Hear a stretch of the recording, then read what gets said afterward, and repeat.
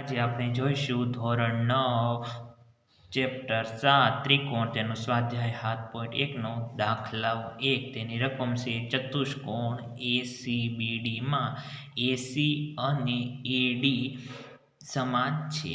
તો અહીંયા આકૃતિમાં જોઈ શકાય છે કે AC અને AD બાજુ સમાન છે અને ABA ખૂણા A નો દ્વિભાજક છે। દ્વિભાજક એટલે કે બે ભાગ કરે છે, એટલે કે AB એ ખૂણા A ના બે ભાગ કરે છે।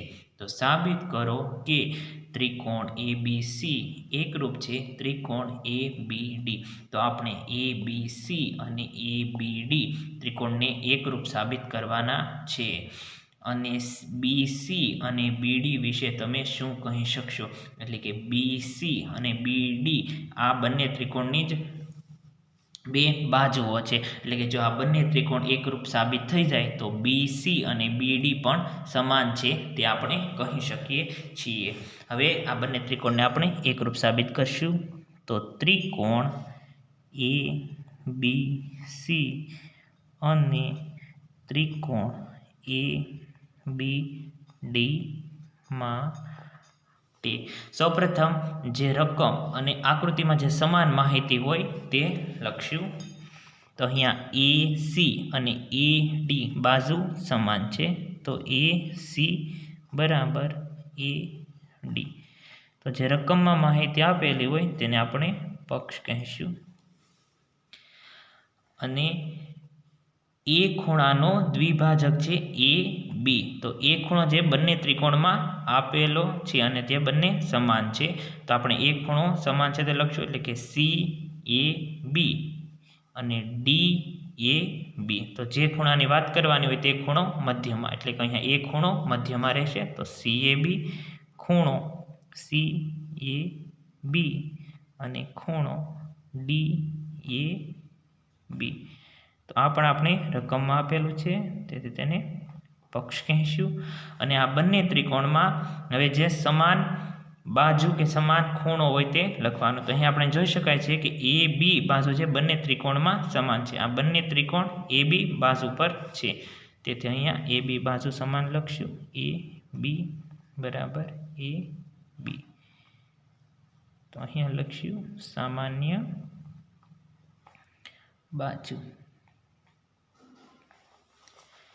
તો અહીંયા ત્રિકોણની એકરૂપતા માટેના જે 5 શરત હતી તેમાંથી અહીંયા AC બાજુ, A ખૂણો અને AB બાજુ, તો અહીંયા બા ખૂ બા શરતનું પાલન થાય છે। તો અહીંયા બા ખૂ બા અને બા ખૂ બા, અહીંયા બા ખૂ બા શરત મુજબ આ બંને ત્રિકોણ એકરૂપ સાબિત થાય છે।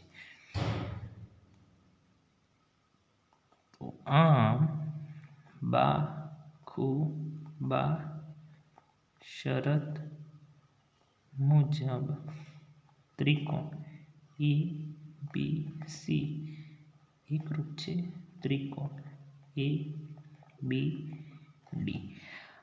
હવે કે BC અને BD વિશે તમે શું કહી શકશો? તો BC અને BD આ ત્રિકોણની જ બે બાજુઓ છે, તેથી આ બંને ત્રિકોણ એકરૂપ, તો BC અને BD પણ સમાન।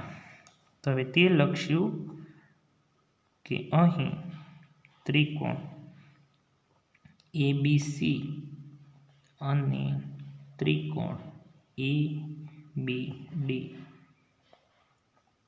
એકરૂપ ત્રિકોણ છે, તેથી એકરૂપ ત્રિકોણના અનુરૂપ અંગો સમાન હોય છે, તેથી BC અને BD પણ આ ત્રિકોણની જ બે બાજુઓ છે, તેથી BC એ સમાન છે BD ને ક્યાં મુજબ? CPCT એટલે કે એકરૂપ ત્રિકોણના અનુરૂપ અંગો। અહીંયા સ્વાધ્યાય 7.1 નો દાખલા નંબર 1 પૂરો થાય છે।